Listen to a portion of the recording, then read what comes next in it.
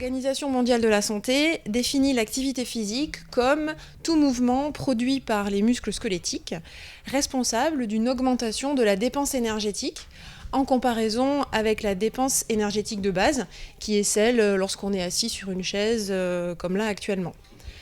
Cette notion d'activité physique peut correspondre à différentes activités selon les tranches d'âge. Par exemple, chez l'enfant, cela peut être les jeux, les activités ludiques et récréatives. Et chez l'adulte, les tâches ménagères, les déplacements, les loisirs peuvent être considérés comme de l'activité physique. Ensuite, l'exercice physique, lui, est une notion d'une activité plus planifiée, structurée et répétitive dans le temps, qui a un but précis, c'est d'entretenir ou d'améliorer la forme physique. La dernière notion, c'est l'activité sportive, qui est une activité où les participants adhèrent à un programme de règles prédéfinies et où, en règle générale, il y a une notion de performance.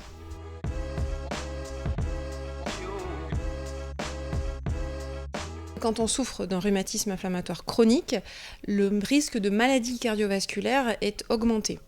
Donc le fait d'être inactif, d'être sédentaire, augmente encore plus ce risque de maladie cardiovasculaire. Par ailleurs, l'inactivité est délétère dans le sens qu'elle va entraîner une perte musculaire, elle va altérer l'intégrité du cartilage et elle va limiter les amplitudes articulaires, donc favoriser les raideurs, les douleurs qui peuvent survenir lorsqu'on souffre d'un rhumatisme inflammatoire chronique.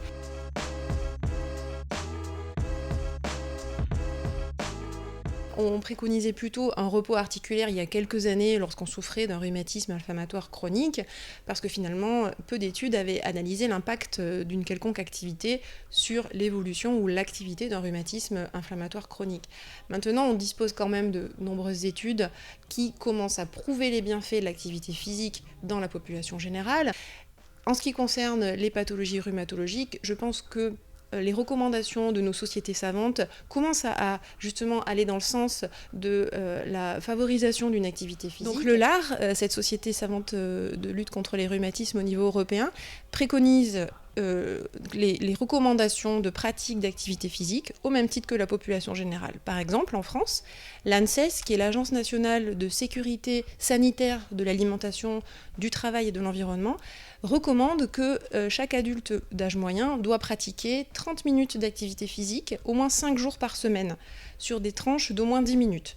Donc ces recommandations s'appliquent également aux patients qui souffrent de rhumatisme inflammatoire chronique, mais bien sûr il faut appliquer ces recommandations en fonction de l'état articulaire et de l'état général de chacun.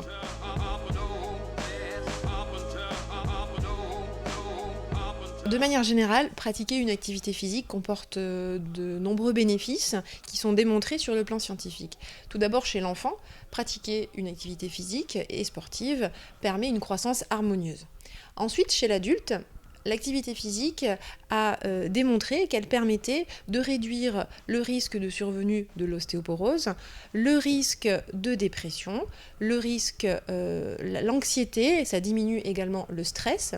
Ensuite, concernant le bien-être général, on sait que l'activité physique améliore la qualité de vie et la qualité du sommeil. Également, il a été démontré récemment que l'activité physique régulière permettait de diminuer le risque de survenue de troubles cognitifs, donc de démence, en diminuant certains neurotransmetteurs au niveau cérébral. Pratiquer une activité physique, et ça on le sait tous, permet de lutter contre la sédentarité, contre la prise de poids et contre de nombreuses maladies cardiovasculaires, hypertension artérielle, complications des artères coronaires, accidents vasculaires cérébrales. Il a été prouvé que l'activité physique régulière pouvait réduire le risque notamment de cancer du sein, de cancer du côlon, chez des patients dans la population générale. Chez la personne âgée, l'activité physique revêt une importance toute particulière pour prévenir, donc j'en ai déjà parlé, l'ostéoporose, le risque de chute, donc de fractures et de complications médicales graves qui découlent de ces maladies. On sait que rester inactif peut aggraver certaines douleurs et par exemple dans la spondylarthrite peut favoriser en effet la raideur matinale, les douleurs rachidiennes le matin, etc. C'est vrai que l'activité physique ne va pas avoir forcément d'incidence sur la prise des traitements de fond. En revanche, peut-être que le fait d'avoir moins de douleur, moins de raideur, va permettre de diminuer la prise de certains traitements, notamment de la crise, que ce soit des antidouleurs ou des anti-inflammatoires. Il y a eu une étude qui a été publiée, je crois, en 2017 ou 2018 sur le retentissement d'une activité physique régulière chez les patients souffrant de spondyloarthrite en comparaison avec un groupe de patients qui ne pratiquaient pas d'activité, mais qui étaient bien atteints de spondyloarthrite. Et en effet, dans les paramètres étudiés, en plus de l'activité simple de la maladie qu'on évalue par des scores tels que le BASDAI, les auteurs sont allés regarder les cytokines inflammatoires qui sont présentes, qui sont augmentées lorsqu'on souffre d'une spondyloarthrite, et notamment l'interleukine 17. Et il se trouve qu'elle avait une tendance à être diminuée chez le groupe de patients qui pratiquaient une activité physique en comparaison avec le groupe qui était plutôt sédentaire. Donc pour l'instant, on a très peu d'études à ce sujet, mais en effet, il y a une tendance à une diminution de l'inflammation. Donc l'activité physique permettrait de, je reste assez prudente, mais permettrait de diminuer l'inflammation systémique qui est présente et qui est problématique lorsqu'on souffre d'un rhumatisme inflammatoire chronique.